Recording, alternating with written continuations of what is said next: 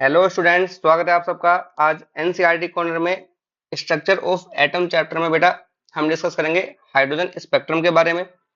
इससे पहले लेक्चर में भी हम डिस्कस कर चुके हैं कि हाइड्रोजन स्पेक्ट्रम जो होता है वो क्या होता है बेटा, लाइन स्पेक्ट्रम होता है, साथ ही ये एक इमिशन स्पेक्ट्रम होता है।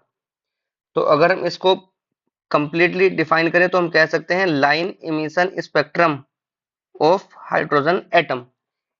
Line emission spectrum of hydrogen atom मतलब जो हाइड्रोजन एटम का जो स्पेक्ट्रम है उसमें इलेक्ट्रॉन वेरियस एक्साइटेड स्टेट से होता हुआ अपनी लोअर एनर्जी लेवल में आता है ना। अगर ये इलेक्ट्रॉन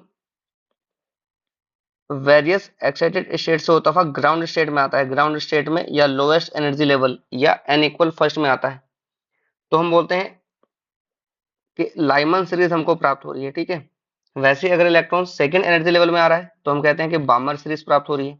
वैसे ही अपनी पास्टन, ब्रैकेट, फुंड, हम्फ्री ये कुछ सीरीज हमको प्राप्त होती है। ठीक है, इनमें से जो लाइमन सीरीज है बेटा वो अल्ट्रावायोलेट रीजन में आती है। ठीक है, बामर सीरीज विजिबल रीजन में आती है, बाकी की सीरीज आपकी इंफ्रारेड रीजन में आती है, आईआर रीजन में सब आती है। ठीक है, अब बात करते हैं ये जो स्पेक्ट्रल लाइंस हैं, स्पेक्ट्रल लाइंस जैसे ये अपने पास स्पेक्ट्रल लाइंस है लाइमन सीरीज में, बामर सीरीज में। जो स्पेक्ट्रल लाइंस हैं इनकी वेवलेंथ, फ्रीक्वेंसी, वेव नंबर हम कैसे फाइंड कर सकते हैं। साथ ही ये जो एनर्जी लेवल्स है, मान लीजिए कोई इलेक्ट्रॉन फिफ्थ एनर्जी लेवल से फर्स्ट एनर्जी लेवल में जा रहा है तो उसमें एनर्जी का डिफरेंस कितना होगा। ठीक है, तो आज यही चीज हम सीखने वाले हैं, इन्हीं के बेस पर कुछ क्वेश्चन सोल्व करेंगे। चलिए शुरू करते हैं। एक बहुत ही इंपॉर्टेंट फॉर्मूला हमारे पास आता है बेटा, रिडबर्ग फॉर्मूला। रिडबर्ग एक साइंटिस्ट का नाम है और इसने एक बहुत ही इंपॉर्टेंट फॉर्मूला हमको दिया जिससे हम किसी भी सीरीज में, जो सीरीज हमारे पास है लाइमन, पार्सन, बामर सीरीज जो हमारे पास है, इनमें स्पेक्ट्रल लाइंस का वेव नंबर या वेवलेंथ फाइंड करने के लिए एक फॉर्मूला हमारे पास है।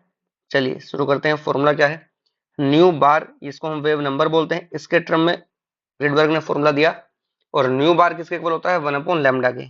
और फॉर्मूला क्या है बेटा, 109,677 1/n1 square minus 1/n2 square, और इसको बंद कर लेंगे बेटा ब्रैकेट में। और ये जो वैल्यू आती है ये सेंटीमीटर इनवर्स में आती है। ठीक है, तो ये एक बहुत ही इंपॉर्टेंट फॉर्मूला, रिडबर्ग फॉर्मूले के नाम से फेमस है, ये हमको याद करना होता है। इसमें जो वैल्यूज हैं वो देख लेते हैं। ये जो न्यू बार है बेटा ये बता रहा है वेव नंबर को, किसको, वेव नंबर को। और लैम्डा बहुत फेमस टर्म, आपको पता ही है, ये क्या होता है, वेव लेंथ। वेवलेंथ, ये जो आपका ये वैल्यू है 109,677, ये वैल्यू होती है बेटा रिडबर्ग कांस्टेंट, उसको बोलते हैं रिडबर्ग कांस्टेंट, इसको बोलते हैं। ठीक है, और इसको आर एच से रिप्रेजेंट करते हैं, आर एच से। ठीक है, N1 N2 ये ये क्या होते हैं बेटा, ये हमारा लोअर एनर्जी लेवल को बता रहा है, लोअर एनर्जी लेवल, या इसी को ही लोअर एनर्जी ऑर्बिट भी बोल सकते हैं। ठीक, और जो N2 है ये किसको बता रहा है बेटा, ये हायर एनर्जी लेवल को बता रहा होता है, हायर एनर्जी लेवल या हायर एनर्जी ऑर्बिट भी हम इसको बोल सकते हैं। क्लियर है, चलो ये तो बात हुई वेव नंबर या वेवलेंथ फाइंड करने के लिए। अगर हमें एनर्जी डिफरेंस की बात की जाए, एनर्जी डिफरेंस या energy gap between two orbits, तो इसके लिए भी हमारे पास में एक फॉर्मूला है, इसको देख लेते हैं।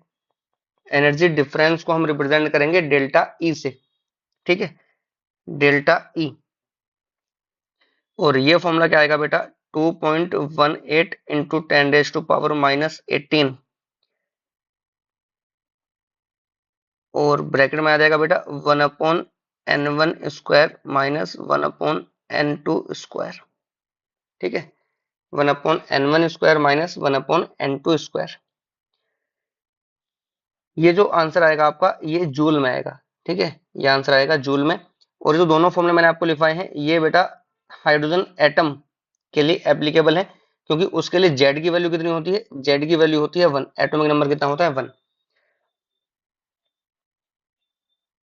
N1 N2 यहाँ पर वही है जो हमने पहले डिस्कस किए हैं। N1 ये लोअर एनर्जी लेवल को बता रहा है और N2 ये आपका हायर एनर्जी लेवल को बता रहा है। ठीक, चलिए अब क्वेश्चन सोल्व करते हैं। जैसे बेटा एनसीईआरटी में क्वेश्चन नंबर 13, इसमें आपको दिया हुआ है what is the wavelength of light emitted when the electron in A hydrogen atom की बात हो रही है, undergoes transition from an energy level n equal 4 to an energy level n equal 2। अब देखिए बेटा, हमको फाइंड क्या करना है, यहाँ पर हमको फाइंड करना है वेवलेंथ। क्या फाइंड करना है? Wavelength lambda. तो हम डायरेक्टली इसको लैम्डा के टर्म में ही इसको सोल्व करेंगे, ठीक है।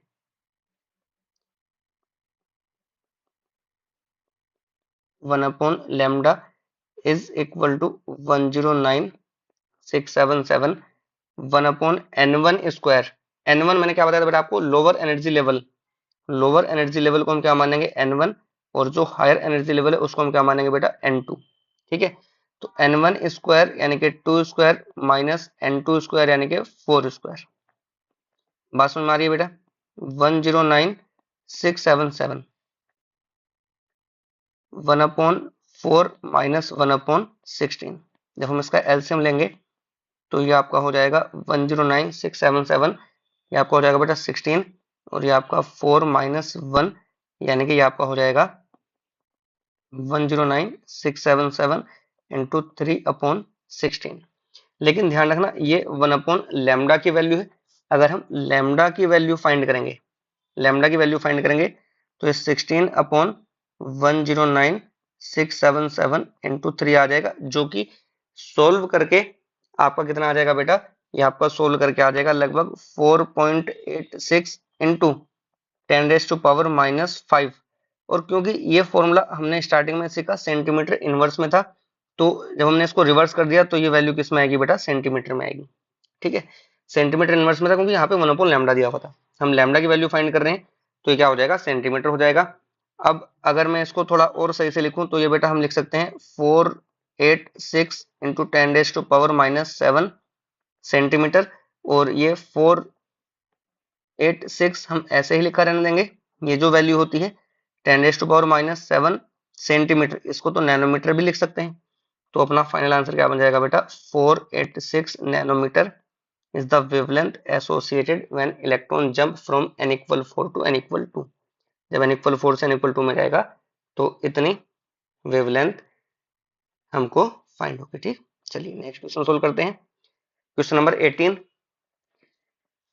थोड़ा सा बड़ा है लेकिन क्वेश्चन बहुत आसान है, बड़े इजीली तरीके से हम इसको सोल्व कर लेंगे बेटा।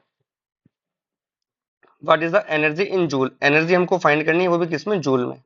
ठीक है, एनर्जी या energy difference required to shift the electron of hydrogen atom from the first Bohr orbit यानी कि ये आपका n1 इक्वल क्या हो जाएगा बेटा? 1 to the fifth Bohr orbit यानी कि जो n2 है वो क्या हो जाएगा बेटा? 5। ठीक, and what is the wavelength of the light, यानी कि दूसरा पार्ट में आपसे वेवलेंथ भी पूछिए। पहले हम इसको एनर्जी वाले टर्म में सोल्व कर लेते हैं। चलिए इसको सोल्व कर लेते हैं। हमने अभी एनर्जी डिफरेंस का फॉर्मूला पढ़ा। आपसे कहा जा रहा है कि जब इलेक्ट्रॉन n इक्वल 1 से n इक्वल 5 में जाएगा, ठीक है, जब भी जाएगा तो कितनी एनर्जी की रिक्वायरमेंट होगी, मतलब इन दोनों एनर्जी लेवल के बीच का डिफरेंस हमको बताना है। ठीक है, ये हमको बताना है। फॉर्मूला हमने अभी यहाँ पे पढ़ा 2.18 इंटू 10⁻⁻18 1/n1 स्क्वायर। n1 कितना है बेटा? यहाँ पर 1, और इसका स्क्वायर कर देंगे माइनस 1/n2 स्क्वायर। ये कितना है बेटा? 5। तो ये आपको आ जाएगा 2.18 इंटू 10⁻⁻18, और ये आपका हो जाएगा बेटा 1/1 माइनस 1/25। जब इसका एलसीएम लेंगे 10⁻⁻18 तो ये आपका कितना हो जाएगा बेटा? 25 माइनस 1 यानी कि आपका हो जाएगा 24/25। ठीक है, ये आपका जूल में वैल्यू आ जाएगी। जब हम इसको सोल्व करेंगे तो ये अप्रोक्सीमेटली आपका 2.09 के आसपास वैल्यू आएगी, और पावर आपकी रहेगी 10⁻⁻18, और आपका आंसर आ जाएगा बेटा जूल में। ठीक, is the energy difference between fifth and first orbit. ये हम कह सकते हैं कि इतनी जूल एनर्जी की रिक्वायरमेंट होगी जब इलेक्ट्रॉन को फर्स्ट ऑर्बिट से फिफ्थ ऑर्बिट में हमको जंप कराना है। चलिए, तो फर्स्ट पार्ट हुआ।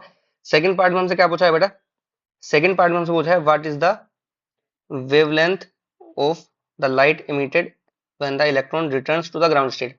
जब इलेक्ट्रॉन सॉरी वापस आएगा फिफ्थ से फर्स्ट में, तो ये कितनी वेवलेंथ की लाइट एमिट करेगा, मतलब हमको इस एनर्जी के करस्पॉन्डिंग वेवलेंथ फाइंड करनी है। और इसके लिए हमें कोई अलग से फॉर्मूला लगाने की जरूरत नहीं है, ये फॉर्मूले हमने बेटा पहले भी पढ़े हैं। Energy is equal to h c upon lambda, है ना। तो यहाँ पे एनर्जी की जगह एनर्जी डिफरेंस हम रख रहे हैं। लेमडा इज इक्वल टू क्या हो जाएगा बेटा, एच इंटू सी अपॉन डेल्टा ई। एच और सी ये दो वही कांस्टेंट जो हम पहले भी डिस्कस कर चुके हैं। H Planck constant 6.626 into 10⁻⁻34। Speed of light आपका सी 3 × 10⁻8 मीटर पर सेकेंड, और अपॉन में एनर्जी डिफरेंस जो कि अभी हमने फाइंड किया है 2.09 इंटू 10⁻⁻18। ये सारी वैल्यू हम सोल्व कर लेंगे और जो हमारा फाइनल आंसर आएगा वही हमारी वेवलेंथ होगी। इसमें आपको थोड़ा सा इजी तरीके से मैं बता रहा हूँ बेटा, हमने आपसे कहा था कि ये कांस्टेंट होते हैं एच और सी, यानी कि इनकी वैल्यू फिक्स होती है। तो ये वैल्यू हम पहले ही सोल्व करके अगर रख लें तो हमारे लिए कैलकुलेशन थोड़ी सी आसान हो जाती है, ठीक है।